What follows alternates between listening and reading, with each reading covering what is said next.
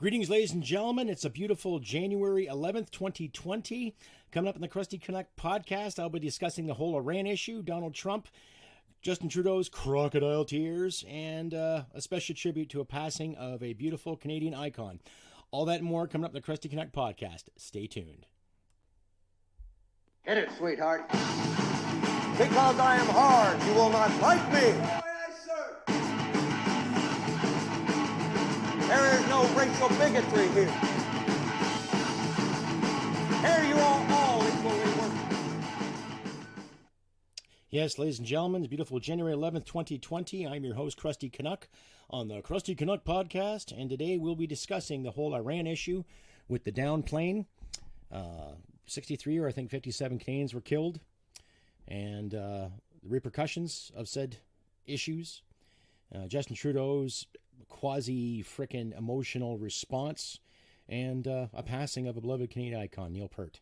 But we'll get to that later. For now, we'll discuss the Iranian issue. So, it's been in the news past couple of days. I'll leave links in the end of this podcast for you to decide and come up with your own decision.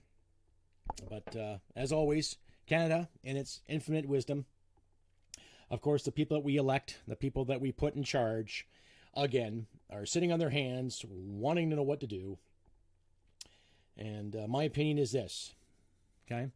Based on the episode that I gave you all last week for predictions to do things better and do what we can, and we still have leadership in this country that fails to grasp the reality of a tyrant doing terrible things, a bunch of tyrants doing terrible things, and of course Canadians, our leadership, I'm not saying all Canadians, but our leadership wants to sit on their hands and virtue signal and project, oh my God, the outrage, how dare Iran do this, and yet there's proof of Canada, the Trudeau Canada, giving $2.5 million to Iran to oversee their nuclear program, basically to, keep an eye on it, lack of a better term. Yeah, okay. Now, I've been watching CTV and CBC alike, mainstream media, to look at the response of our Prime Minister. Now, here's a plane that supposedly crashed, and then we all found out later that it was shot down by Iranian missiles. Okay? Regardless of how you feel about the constant fucking that the West has done with the East over the past 30, 40 years, okay, you look at what Donald Trump did. He got rid of a tyrant. Okay? He did. All right? There's many Iranian Canadians that you can find online that have been at these protests stating the simple fact that they got rid of a tyrant. Okay? And there's a few pro-Iranians living in Canada who said, oh my God, you killed a wonderful man. There's always going to be that side of it, regardless of who you kill in today's world. Okay? What gets me, though, is that the left-leaning influences, especially mainstream media, treating it as, oh my God, Orange Man bad, doing this again. Oh, Prime Minister, what do you think about this? What do you think about that? And not even 3 days ago, mainstream media was spending too much fucking time worrying about Justin's fucking beard. Great, he grew a beard over the Christmas holidays. Whoop-de-fucking-do, who hasn't? I had a wonderful Christmas with my wife, and I grew some facial hair, and I also went to work. Something that Justin has no comprehension of. And watching him on CTV and CBC, just the stale look in his face, it's almost like he was pre-programmed to say something or do something. And I did not see any personal initiative or any personal heartfelt condolences. Had to mention the race, had to mention who died, had to mention, okay, fuck the race. Canadian citizens were killed. They were shot out of the sky, along with other nationals and other nationalities. Okay? An Air Ukrainian plane was shot out of the sky by quote-unquote accident. Either retaliation for what Trump did or for whatever fucking made-up excuse there was. Now, when I've talked with some of my quote-unquote lefty friends on this subject, they've said, oh, well, Trump has done all these rotten, terrible things. And yet when Obama was in office, how many drone strikes did he have? How many civilians did he kill under his command? Now, if you're going to put the blame on everything, you might as well blame George W. Bush, for lying to his countrymen in regards to WMDs and invading Iraq and invading Afghanistan alike. Now, being a veteran of Afghanistan, seeing the results of what Afghanistan did to its own people, in a way, I don't blame the Western allies, British, American, Canucks alike, Aussies, Kiwis, some Dutch, some French, getting in there, trying to sort things out. Okay? Was it worth it? I don't know. But that's another story. But on an international level, Trudeau, you better do something, Like, instead of giving money to oversee things, okay, instead of giving any more fucking money, how about some hardline sanctions? Okay? Stop trading. Stop influencing. Stop giving anything. There's an idea right there. We don't have a pot to piss in militarily, so we can't take military action ourselves, right? Not that I believe that would be a good thing, because honestly it wouldn't. And show some fucking balls, man. Right? The whole fucking party, everybody from foreign affairs to internal affairs to fucking trade and relations to infrastructure to the environment, show some fucking cojones. Okay? Start showing some goddamn cojones. Okay? Enough. Sorry about that chime there, ladies and gentlemen. I got my messenger on here, so I'm getting some feedback. Nothing worthwhile just yet, but start showing some fucking balls. Okay? You've had all this fucking time in power to do the right thing, and the only right thing you've done is given money away, put Canadians in debt, deny, pipelines being built, always putting the blame on other people when you're the one with the red fucking pen making the suggestions and passing things along. So, Mr. Trudeau, it's about time you stand up and say, look, no, enough is enough. We're not going to put up with this shit anymore. So say goodbye to these aids, say goodbye to these contributions, and we're going to make it harder for you to do business anywhere other than Canada. Or better yet, no, fuck it, sorry. Don't do business in Canada at all. Okay? That's what I would do. I don't know, tell me what you think, ladies and gentlemen. You can reach me at crustybcanuck67@gmail.com or leave a comment here on the YouTube and on Podbean, respectively. You can find me on Twitter under Krusty Canuck. And, you can also find me on Reddit and on the Facebook, as I just mentioned, under Krusty Canuck. Send me a comment. Tell me what you think. Right? This is just totally opposite of my predictions from the last episode, but, you see my point. Regardless of how you feel about Donald Trump, yeah, I admit, he's a bit of a goof. Honestly, to my American listeners out there, he said some goofy things, but he's getting shit done. he's sorting things out, and regardless of where you lean politically or not, regardless of how some lefties feel or how some righties feel or tighty-whities or in-betweeners or whatever the fucking abbreviation is now, this day and age, he's getting shit done. You gotta admit it, and I'm not saying he's making the world a safer place, but he got rid of a bad guy, right? He got rid of a bad dude. That's all I can say really about that. And, of course, every Liberal Prime Minister that has stood up against tyranny has done nothing but cater to it, right? There's an article in the Globe and Mail that I'll leave in the description here in regards to how much money is being spent on aid to so-called quote-unquote help the less fortunate in this world. And basically it's just shady business fucking deals left and right that's going to benefit a handful of politicians rather than the Canadian people. So it gives you kind of insight on, what our government is really doing about these so-called issues, right? And lack of balls. But we know that. They've been giving money to Iran and the Middle East since 2016 to bridge whatever gap or to whatever influence decisions when it comes to natural resources, especially our natural resources, which brings me to a point that I did not mention, earlier in regards to what the UN is saying about a pipeline being built in BC, calling it racist. Holy shit.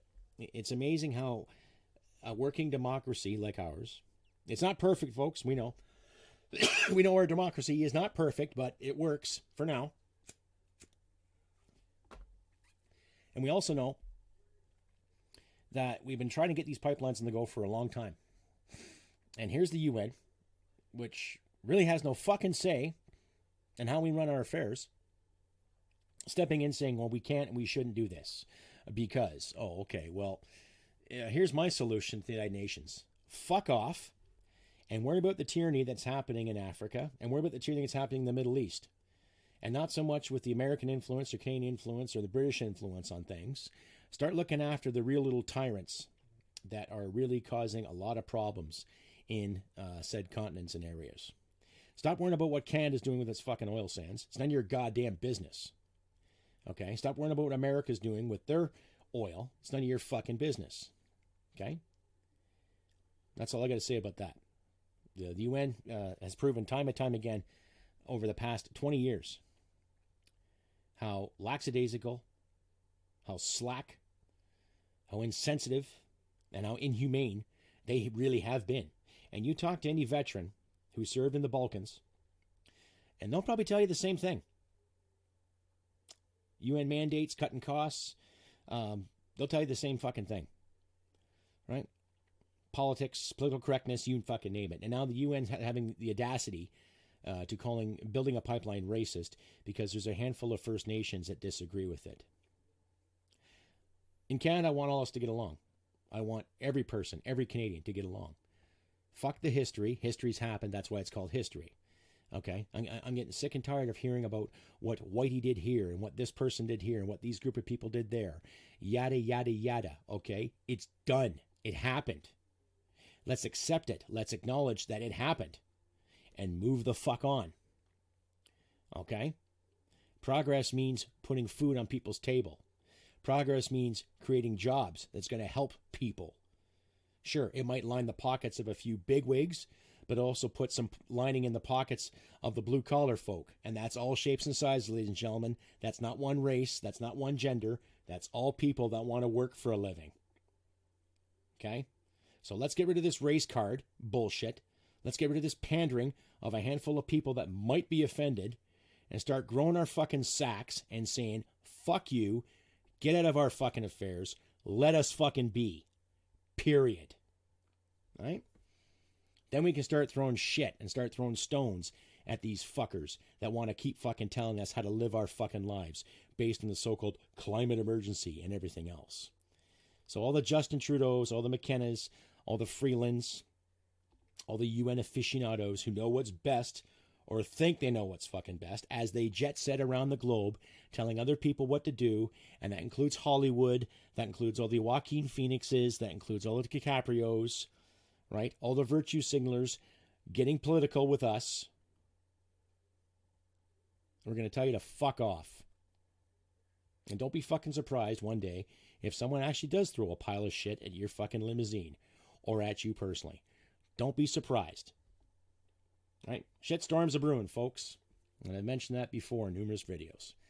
As much as I want to see a unity and a peaceful resolution and good solutions to said fucking problems, it's getting to a point where people are getting fucked with and people are getting annoyed and pissed off. And those type of people, above mentioned, are stirring the fucking pot. And you keep fucking with the heat, so it's going to boil over and start spitting at you. Keep that in fucking mind. Okay? I, for one, whether I'm watching the fucking Golden Globes, which was hilarious, by the way. Thank you, Ricky Gervais, and your fucking beautiful tongue-in-cheek ethic. Well done to you, sir. I'll leave a link to that, too. I'm sure we've all seen it enough anyway, but it was fucking priceless. Wife and I sitting there watching it, and just, what did he say? Fantastic. It's about fucking time that somebody did. You know what I mean? Great. You know? Come up to stage, get your award, thank your agent, thank your God, and fuck off. This is not a political platform. You know? And he nailed it. You know? Calling up on this skewed worldview about things. You know? I wonder half these actors think about what happened in Iran, too. I guess everybody's weighing in saying, oh, Trump's such a bad man. Oh, it's Trump's fault. It's all Trump's fault. And yet we're constantly being reminded about the past, and yet they won't look to the past to find some of these fucking answers. We all know we were lied to in 2003 when America invaded Iraq. Okay? We all know that. There was no WMDs. There was no fucking... It was a fucking sham. Right? It was a joke. That cost a lot of lives, though. So, that speaks for itself. And another thing, I remember at the time I was still in the military. I was in the military at that time, and there was quite the division between a lot of folks. Do we need to go to Iraq for anything? What have they done? Yeah, fucking Saddam Hussein was a tyrant. Well, you name me a person who ran a country in those days, prior to those days, that was not a tyrant. The Ayatollah Khomeini, who came in 1979, he was quite the fucking tyrant too. Right? So, look that up for yourself. But, everybody weighing in on the atrocities that are committed by their president, and yet they forget the atrocities they're causing themselves. Right? Do as we say, not as we do, because we know what's best for you. Well, no, you don't. And as far as I'm concerned, I'm happy that there was a leader that took the initiative to get rid of a bad person. But I'm not happy with the leaders in this country who are not taking a stand on sanctions and for telling these other countries, okay, well, yeah, we may be a weak little nation, but we're not going to take any of your shit, right? But unfortunately, we don't have leaders in Parliament that can do that. We don't have a party that's governing this country that can do that. I'm sure they can, when they're telling people like me what to do and they're telling oil companies what to do. But when it comes to the international stage, we're a laughing fucking joke. Okay? Now, I'm not looking to build up our nation as a national superpower. That's the last thing I want. But I like to see Canadians get respected again. And we got to start that shit at home here.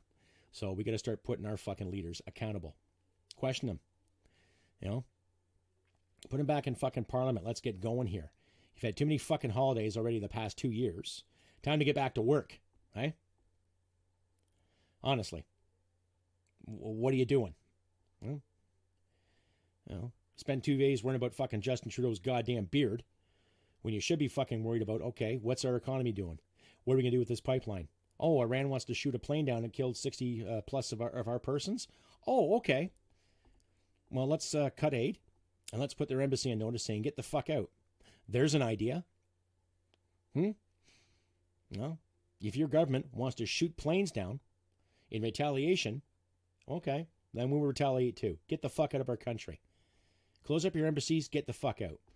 The Iranian Canadians that live here, who have built a life for themselves, deserve that liberty, deserve that sovereignty. And your government has proven that you don't want that. Okay, so we don't want you here. There you go. Right? Is that too harsh? Is that racist for me to say? I've actually met a few Armenian Canadians. Great people.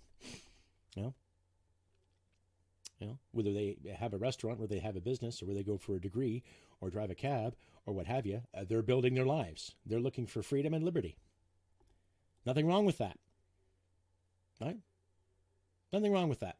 Not a fucking thing wrong with that. Doesn't matter what color you are. You want to come to Canada and build your life? Yes, do it. Right? My grandparents did it. My parents did it. I'm doing it. What's your excuse?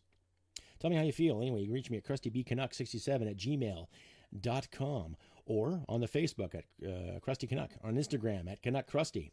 I'll be sharing this far and wide. And to my viewers out there, don't forget to comment, like, and subscribe, and share like. Right? If you'd like to donate to my channel, I'll be leaving links at the bottom in the description. You can donate at my Subscribestar, my Patreon, my PayPal, or on the Patreon page for the Podbean. If you donate $5 to $10 a month, a committed donation of $5 to $10 a month, I will give you a free t-shirt from my Teespring line.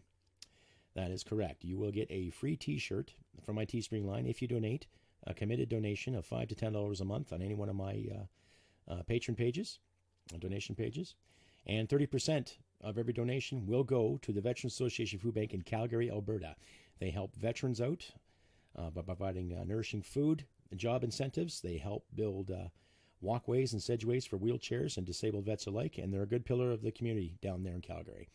And I'll leave a link to them if you want to donate them directly. And if you give them $25 or more, They will give you a tax receipt, which will look good at tax time. That's if you decide to file your taxes or not. So keep that in mind, a Veteran Association Food Bank. And coming to my next point, special tribute. Yes, I guess you heard in the news the past couple of days. Beloved drummer of the iconic and prolific rock band RUSH has passed away. Brain cancer was the diagnosis. I remember the first time I listened to RUSH, I think I was about 10 years old. And it was closer to the heart, hearing it on rock and roll radio. An old station by the name of Q107. Still rocking and rolling up in Toronto there. But, I heard closer to the heart one day, and I was just guffawed. 10 years old. And then I remember one year at Christmas, my mother put in my stocking a Power Windows cassette. Yes, ladies and gentlemen, a tape, a cassette. And I played the living shit out of that thing. Literally, I wore it off. I wore it down. And I was hooked ever since. From Power Windows, I went and got Signals, and then I got Moving Pictures, and then Grace Under Pressure, and then I bought 2112, and then Caress of Steel, Fly By Night, and their self-titled debut album when John Rutsey was playing drums with them. And just ever since then, I have been a RUSH fan. And it's sad to see one of your heroes pass. I felt the same way when Leonard Nimoy passed away there in 2015, but that's life. That's life, folks. I would definitely play a couple of tunes for you, but I don't want to get into any kind of copyright infringement here. But I highly suggest any RUSH fans out there, or my listeners, if you don't know who RUSH is, I highly suggest you get out and know that band. Three men from north of Toronto, Willowdale area, comprised of Geddy Lee, Alex Lifeson, and Neil Peart. Neil Peart come from humble beginnings, blue-collar family. Before he joined the band RUSH, he used to work at a tractor store, believe it or not. Go figure, eh? Selling tractor parts. I believe it was an Alice Chalmers International. It was a family-run business. But he grew up in a time where music was essential. And the human psyche was changing, in the 1960s. Where everything was changing worldwide. And he held Keith Moon and John Bonham as one of his big influences. Mr. Peart was influential and quite talented in jazz, in different aspects of drumming. Correct me if any drummers out there, correct me if I'm wrong. But he was quite the musician and quite the lyricist too. 2112, I guess, was their breakout or breakthrough album that really surpassed and really changed the minds and influenced a whole generation of musicians from David Grohl to Jack Black from Tenacious D and Hollywood to Matt Sorum from GNR. Even Filthy from Motorhead had a thing for Neil Peart, the list is never ending, and sad. Like, I know they retired from the music scene, I think 2016. Just getting older, getting tired of the road. Neil Peart, when he had his tragedy, he began to ride his motorcycle all over the place, kind of healing. Excuse me. And he,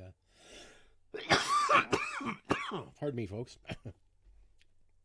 But he would travel on a motorbike, and he would document things. He wrote books, and he wrote songs about it. So it puts things in perspective. What a great musician and talented man he was. And sad to see him go. Yeah, really sad to see the man pass. I don't know. What else can you say? What can you say about an icon? Have a good journey, Mr. Peart. All the best to you and yours. Rest in peace, sir. And my sincerest condolences to his family and friends. You will be missed, sir. You will be missed, for sure. Oh, yes, pardon the interruption there, ladies and gentlemen. Bit of a hack attack. Yes, too many cigarettes. So, anyhow, my tribute to Mr. Peart. Godspeed to you, sir. All the best to you. Thank you for the wonderful music. Thank you, Rush, for the influence and the wonderful music you have given the world. And I'm not going to plug the fact that you guys are Canadian, but no, you are. One of Canada's favorite sons, ladies and gentlemen. And here do you see him go?